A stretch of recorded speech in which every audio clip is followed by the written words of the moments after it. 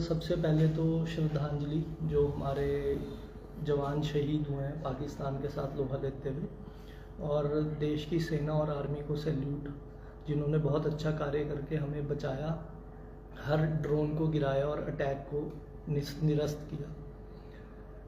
मेरे दो तीन छोटे छोटे मुद्दे हैं जो शहर में आजकल मतलब काफ़ी चर्चित है और आम जनमानस उनसे काफ़ी परेशान है। सबसे पहला मुद्दा क्रशर का है जी। जो क्रशर के लिए हम बहुत टाइम से मांग रख रहे हैं कि इनका टाइम रात को 10 बजे से सुबह 6 बजे तक का कीजिए। ये 8 बजे ही लाइन लगा के खड़े हो जाते हैं और उसकी वजह से आम ट्रैफिक बहुत प्रॉब्लम में आ जाती है। कई बार एम्बुलेंस फंस जाते हैं, कोई नीडी है वो फंस जाते हैं, कोई प्रेग्नेंट लेडी फंस जाती है, किसी को कार्डियक अरेस्ट आया, वो थोड़े दिन पहले एक एम्बुलेंस में फंस गए थे। प्रॉब्लम क्या है कि ये लोग क्या करते हैं, एक एम फार्म पे एक गाड़ी एक एम फार्म पे एक ही चक्कर मारते हैं। क्या करते हैं, एक रात में दो चक्कर मारते हैं, इसलिए ओवर स्पीड पे चलते हैं।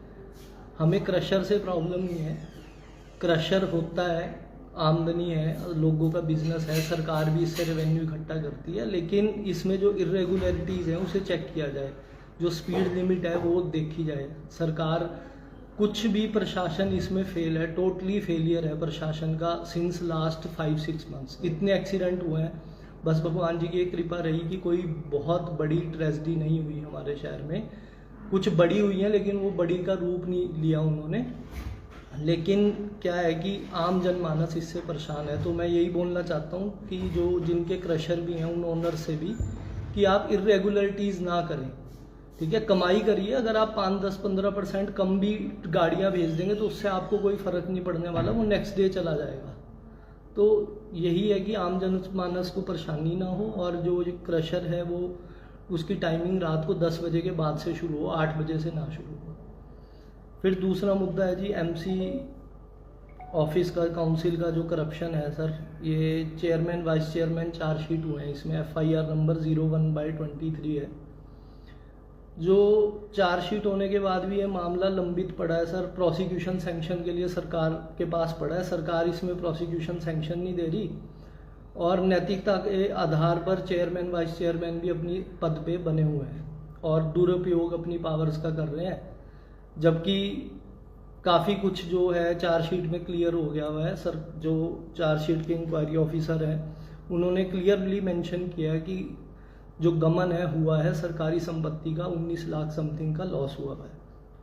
तो सरकार से एक विनम्र निवेदन है कि करप्ट लोग कुर्सी पे बैठे हैं, जब उन पे चार्जेस फ्रेम हो गए हैं तो इसका चलान पुटअप करके इनके और इंक्वायरी की जाए, और ये जो बैठ के करप्ट नेक्सस चला रहे हैं इसको देखा जाए और इनके हाथ बांधे जाएं। और क्योंकि जो करप्ट लोग हैं, अगर वही शहर के मुखिया होंगे तो शहर आपको गर्क में जाता हुआ बड़ी जल्दी दिख जाएगा। तीसरा मुद्दा है सर किसानों को लेके। आज सरकार का एक निर्णय आया है जिसमें पहले जो सब्सिडी थी 30 पैसे का रेट था, 38 पैसे का जो बिजली का बिल का था किसानों के लिए, वो आज 5 रुपये 4 पैसे कर दिया गया है। और सरकार को इस निर्णय पे दोबारा सोचना चाहिए। ये बहुत गलत निर्णय है, किसानों पे बोझ पड़ेगा और किसान पहले ही सेंट्रल गवर्नमेंट की नीतियों की वजह से, स्वामीनाथन रिपोर्ट ना लागू होने की वजह से उसका जीवन पहले ही उधारी के साथ बीत रहा है और वो अपनी फसल का पूरा मुनाफा नहीं ले पा रहा है, फ़ायदा नहीं ले पा रहा। और आपको पता ही है पिछले 1.5-2 साल से कभी आपदा आ गई, कुछ आ गई, हिमाचल का किसान तो वैसे भी मरा हुआ है। तो गवर्नमेंट को ये निर्णय वापस लेना चाहिए, किसानों को सपोर्ट करना चाहिए। और मैं स्पेशली प्रशासन का और गवर्नमेंट का इस तरफ ध्यान देना चाहूँगा। अभी जो गेहूं का सीज़न गया है पिछले महीने, तो हमारे टोका में, गोंदपुर में 2-3 जगह किसानों का नुकसान हुआ, पूरी फसल तबाह होगी, लगभग 100-150 बीघा के आसपास। तो उनको मुआवजा सरकार जल्दी दे, उनको मुआवजा दे और साथ में ये सुनिश्चित करे कि उन्हें अगली फसल के लिए खाद बीज फ्री मिले, उनके बिजली के बिल माफ़ हों, ताकि वो जो पुराना लॉस है उसको कंपनसेट करके अपनी ज़िंदगी नॉर्मलाइज कर सकें। और इसी के साथ मैं अपनी प्रेस कॉन्फ्रेंस को विराम देता हूँ। आप सबका बहुत बहुत धन्यवाद।